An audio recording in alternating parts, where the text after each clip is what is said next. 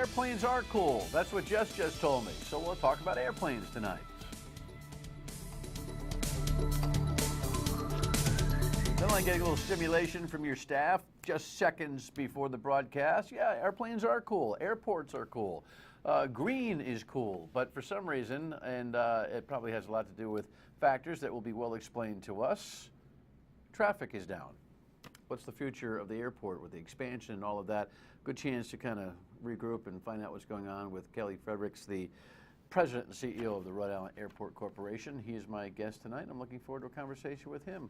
Thanks for tuning in to my state of mind this evening. A little wintery out there today. Hey, you know what? By this weekend, we'll be halfway through January.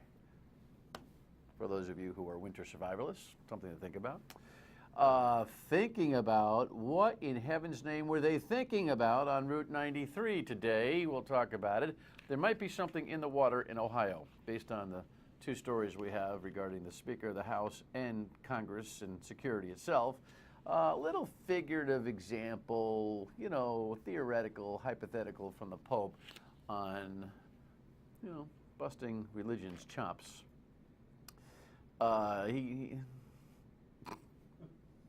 And then the all-purpose mayor. Of course, your state of mind is important to us. We tell you how to get involved in the broadcast. All right. Whoa, what were they thinking? What were they possibly thinking? You know, I got the long press release from this group today talking about this headline. You know, the morning commute, for those of you who travel to Boston, many of you probably had. It's nothing but pure joy as they blocked 93 North and 93 South. You know, 93 North right around, you know, Milton, Quincy, and Somerville, Medford coming down from the north to the south. But of course, you know, to get to the people who are blocking the highways, you got to use the opposite lanes. And so while this was obviously well thought out by the protesters, the whole damn thing was all just absolutely a mess. And it's not funny, especially when ambulances are needed, especially when they had to divert two. And I think that's a lucky number. The colonel of the state police was incredulous today. Actually chained themselves together, extended across the roadway, and obstructed traffic on 93 in Medford. The state police was quick to respond to both locations, but again, given the traffic backup, it was indeed a challenge. Yeah, well, you know, that's awful diplomatic. It was more than a challenge. It was absolutely outrageous. And what's really interesting about these protests, you know, this new thing across the highway, we've had this happen in Providence, we now have it in Boston. Do you remember last night, by any chance, when I said that this service that we had in Providence, where the police were kind of the central focus and the empathetic entity to pray for, along with the community's cooperation and mutual understanding, and everyone kind of feeling better about each other and having conversation about tension and all. I thought that this god-awful, heinous assassination of two New York police officers had kind of ended, at least for the time being, this Ferguson, Staten Island overreaction protest movement. Well, the next morning, there you have that. Here's the interesting thing about it. With all of the attention to the traffic and all the attention to the possible emergency problems that they had and what could have happened, the actual reason for the protest was at the bottom of every story and hardly mentioned in every broadcast. Oh yes, this was a group of non-blacks, Pan-Asians, Latinos, gay, transgendered, black, lesbians, non-black lesbians supporting the black. It's all from the press release, trying to make the point that Black Lives Matter, which we know. No one's thinking about the argument after that debacle. And the rules are going to have to get tougher, and we're going to need a new law for blocking highways. I think at least a year in jail. Give it something to think about. Next item. There got to be something in the water, man. I don't know what's going on here. CNN.com. Unemployed Ohio man allegedly planned bomb and shoot attack on the U.S. Capitol. That's not very funny, is it? Here's CBS's story. 20-year-old Christopher Lee Cornell is scheduled to appear at a federal courthouse in Cincinnati Friday. The FBI says he plotted to attack the U.S. Capitol building and kill as many people as possible in the name of the Islamic terrorist group ISIS. His parents say their son is a good person and a homebody. He was like a big kid. His best friend is his cat Mikey, and his mom. Agents first learned about Cornell from an informant who told them Cornell was posting pro-ISIS comments on Twitter under the name Rahil Marusu Baida. Authorities say Cornell was in the final stages of preparation and nearly ready to execute his plan. So I guess that guy gets Dad of the Year award. He's definitely in touch. Hey, Mikey. Is that the Life cereal commercial? No, that's a cat. Not so funny. You know, when you get these plots and you nip them in the bud, they feel somewhat, you know, small-storied. When they connect, they're not such small stories, right? And then you got Time.com, still in Ohio. This guy's not very happy either, and he's got his own little axe to grind with the Speaker of the House, I guess. An Ohio man is facing federal charges for allegedly threatening to kill House Speaker John Boehner. 44-year-old Michael Hoyt of Cincinnati was indicted last week. Court papers show Hoyt was fired in October from his job as a bartender at a country club in Westchester, Ohio, where Speaker Boehner is a member. Hoyt, who has a history of psychiatric illness, reportedly blamed Boehner for losing his job. Documents show that Hoyt told police he was Jesus Christ and that he was going to kill Boehner because the speaker was mean to him and because he blamed Boehner for the Ebola virus. Moral of the story, be nice to the help at the country club, because they could turn into Jesus, who likes to do evil things and blame you for stuff like Ebola. I don't know what to make of it, other than it's nice to know that these guys were nipped in the bud. It goes to show you that factor of, you know, can't make any mistakes when it comes to terror or this kind of idea. 2 for 2 in Ohio. Check the water. Pope saying some interesting things. Pope Francis was on his papal plane, and he was being asked about things like, you know, what's happened in Paris and Charlie Hebdo and all of that. And so he kind of reacted. Headline here, you know, this is kind of an example, kind of a hypothetical. You see that he's smiling, and so too is his aide. He was trying to explain that, listen, there's a little bit too much ridicule of religion. And he's saying, hey, listen, if, for instance, if my associate here cursed my mother, I'd give him a whack, saying that there's some things that you just can't do without expecting some kind of retaliation. I would have liked to have been in the plane and got a larger context from the Pope. I'm sure that I would have understood it a little bit better. I'm in no position to ask the Pope to rethink something. My Catholicism more or less tempers my constructive analysis of the Pope's message. But let me say this. I don't think anyone should misconstrue that it was a hypothetical. I don't think anyone should misunderstand that the Pope was absolutely aggressive about how there's no excuse, and even religion is not an excuse for any kind of terrorist act, never mind the heinous murders that occurred at that newspaper. And what we have to be careful of, so close still to those murders, is making the victim in any way responsible for what happens to them. Just some thoughts. All right. I don't know. This is just too funny. Now the real portrait has been availed to everybody. You want to take a look at it? There it is. You know, he looks distant. He looks lonely. Whatever. But the artists always find meaning. Take a look at Lincoln Chafee's eyes. Artist Julie Guerin says she wanted to capture the former governor's sense of feeling isolated in the State House. His hand rests on a rock, an ode to Chafee's love of nature. The other hand is pulling the jacket off a bit, and I think that shows sort of a firmness and also a sort of uncomfortableness with that jacket, a wrestling with that weight. Okay. I'm going to invite her in because I'd like to hear more about it and actually talk about her work, which is obviously brilliant. The funny thing about this is that he's on vacation and wouldn't reschedule the unveiling of the portrait because he just didn't feel like he wanted to come back. It's like he took his ball and bat and went home. Poor guy. All right, we got kind of Superman in Central Falls. Did you see this headline? This is kind of funny.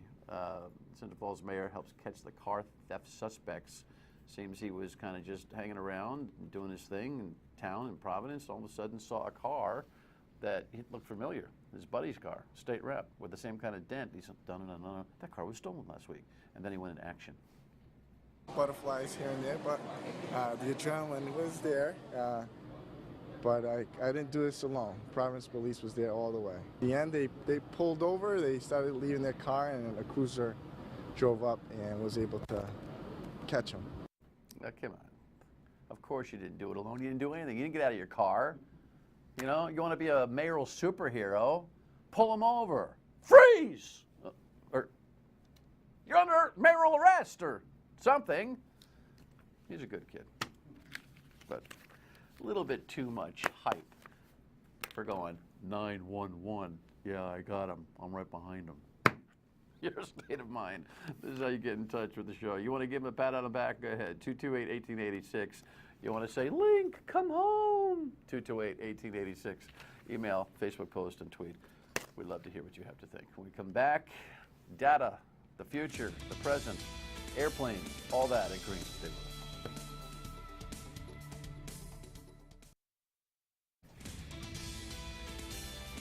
I love the airport. I mean, all you have to do is fly somewhere and come back and say, well, pretty nice airport. It couldn't be more user-friendly, but less people are using it. I'm not sure why. We'll talk about the economics and the business itself. Here's the latest headline. Traffic in descent to green. Where did they all go? AskTheProjo.com. We asked Kelly Fredericks, the boss at the airport, where did they all go? Where are they going? Well, actually, the industry has changed dramatically in the last decade, and we've lost an awful lot of folks to Boston Logan, but the industry is completely different. Comparatively, 2005, our busiest year, we had 5.7 million passengers. This past year, we had about 3.6 million. We used to have 11 air carriers serving TF Green. We now presently have 6. Back comparatively week to week, first week in November of 2005 versus first week in November 2014, we had 111 daily departures in 2005, 53 in 2014. But we're still excited and optimistic. I mean, TF Green grew exponentially from 1996 through 2000, actually through 2000, and then up to 2005. That was unsustainable. Planes were flying half full, which airlines don't do anymore.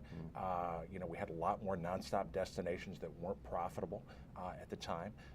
But we're excited. I mean, what's happening or what has happened over the last decade, it's not just a TF Green issue. It's happening to like-size airports across the country. You know, we're just the unfortunate ones to be a medium hub. All that said, it's not gloom and doom. When we grow, it's going to be sustainable growth. Welcome to the show. Thank you. It's nice to have you. It's a pleasure to be here. I asked Kelly, remind me, when did you come here? And what was your answer?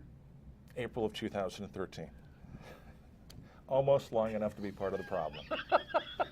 So obviously you've got a sense of humor. I hope so. Yeah. You joke about that, but is there a message that goes along with that? The little quip about almost long enough to be part of the problem? Is the place viewed as a problem? Not at all. We have such a gem, and I'll brag. I mean, it's very hard not to brag about TF Green. You talked about it, the convenience and accessibility. We're playing on that. I mean, we believe we're an underserved market. Our planes are flying essentially 90% and more full. We need more seats in the market. Every seat is going to be a victory. Every new seat in the market we get. My board of directors, our board of directors, has been very, very direct that, you know, we need to be as aggressive as possible air service development wise. We're doing a tremendous amount of effort behind the scenes. We've got a strategy in place for our business community, a strategy in place for our elected officials. And it's not just a case of throwing darts at the wall. I mean, there has to be route economics and a business plan that backs up all of the new routes and the new types of service. And it's extremely competitive. But I don't want any of that to come across as defensive or gloom and doom, because I think that we've essentially bottomed out.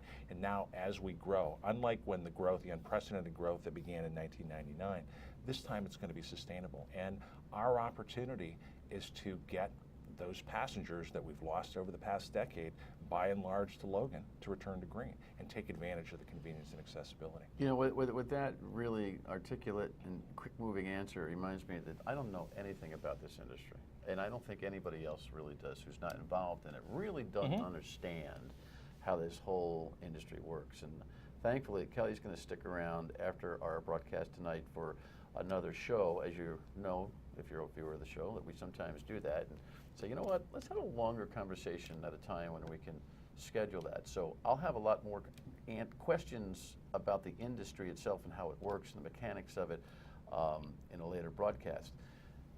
The key, though, that everybody around here knows about the airport, the big thing that we know is that, well, two things. One, the transportation hubbishness now of the airport is something that I think most Rhode Islanders would be bullish about. And the second is the expansion, which has been this constant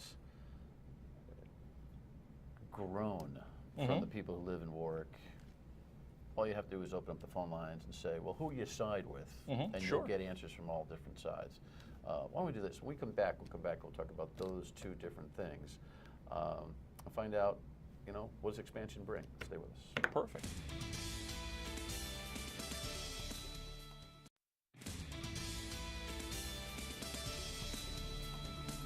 Scenes of a busy airport. It's always nice to see your loved one. You come off the plane. You know the routine. I don't think there's anybody that could criticize the fan friendliness and the user friendliness of the airport, no doubt.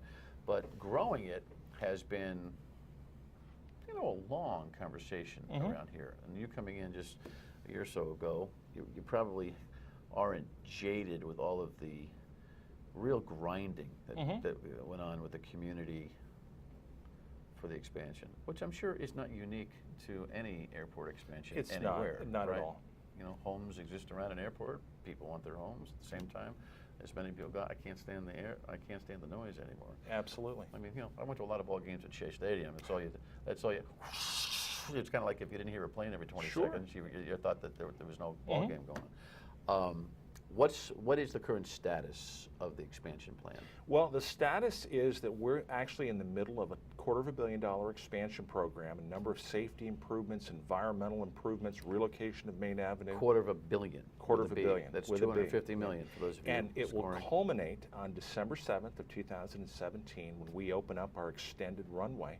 That'll open up all kinds of opportunities for us. So we're excited about that. And if I can touch also from a partnership perspective, no, I don't think I'm jaded at all. I came in here, what transpired here now was a yeoman's effort, and I get both sides of the equation, you know, and you're never going to have everybody happy. But I have to say that the mayor and his team, City Council, Warwick, we're really working, trying to really collaborate, and what's good for the city of Warwick is good for the airport, and what's good for the airport is the city of Warwick, good for the city of Warwick.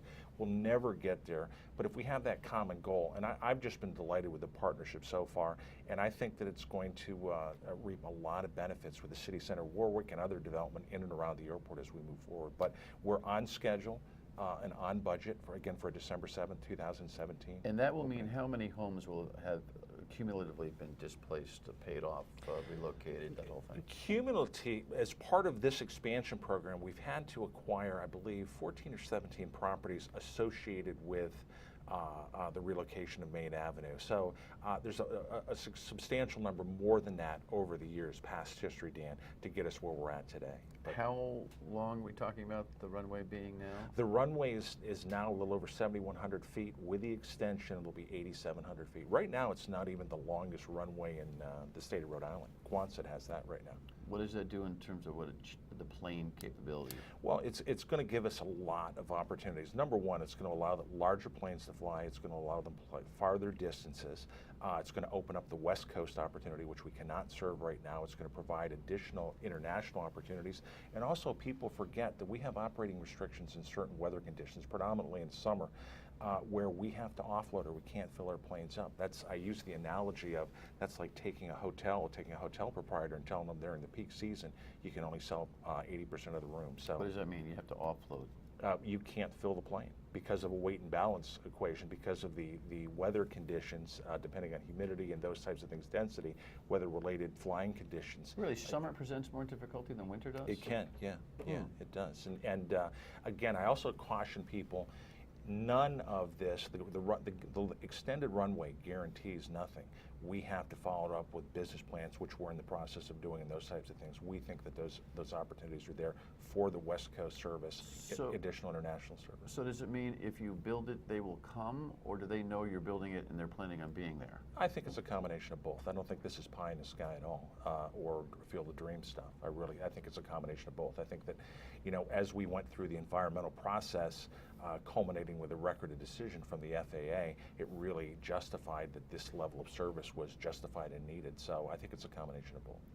Question from left field here. What do you think we're going to see in terms of cost of airline tickets with the oil prices dropping as much as they have? You have a theory on this? Yeah, it's that right now. What Nothing. With that? Nothing. It's just a case. All we can say from that, there's record profits right now. We're seeing zero reductions in fares. And I do want to point out also that cheapfares.com just recently pointed out that TF Green was the 14th cheapest airport in the country. People don't find that hard to believe. Cheapest airport to fly out of in the country based on fares, average fares. But right now we're not seeing any reduction in fares, and nor do we for the foreseeable future. However, that does spell, as long as they continue to make money and lots of it, they're going to be in a growth mode. We think that speaks well for opportunities at Green. All right, good. Like I said, we will have a further conversation with the boss of Green Airport, and I'll tell you when that will happen. Thanks for joining us for tonight. And when I come back, one final thought. Stay with me. One of the toughest things for parents these days is to be able to afford college, and we've got some ideas and a great guest for you tomorrow night to help you along with that vein. And then we got Vinny Paz in a lengthy conversation Monday night on Martin Luther King Jr. Day evening about the new movie. And if you're a Rhode Islander, you absolutely want to see that program. There's a story that he tells in this show that you'll see Monday night that we've already recorded that'll make you say, I can't believe he told that story. So make an appointment for Monday night on that. All right, we'll see you on the radio tomorrow, noon to 3 on WPRO. Thanks for watching, both at 7:30, 11:30 on foxprovidence.com. Have a great evening.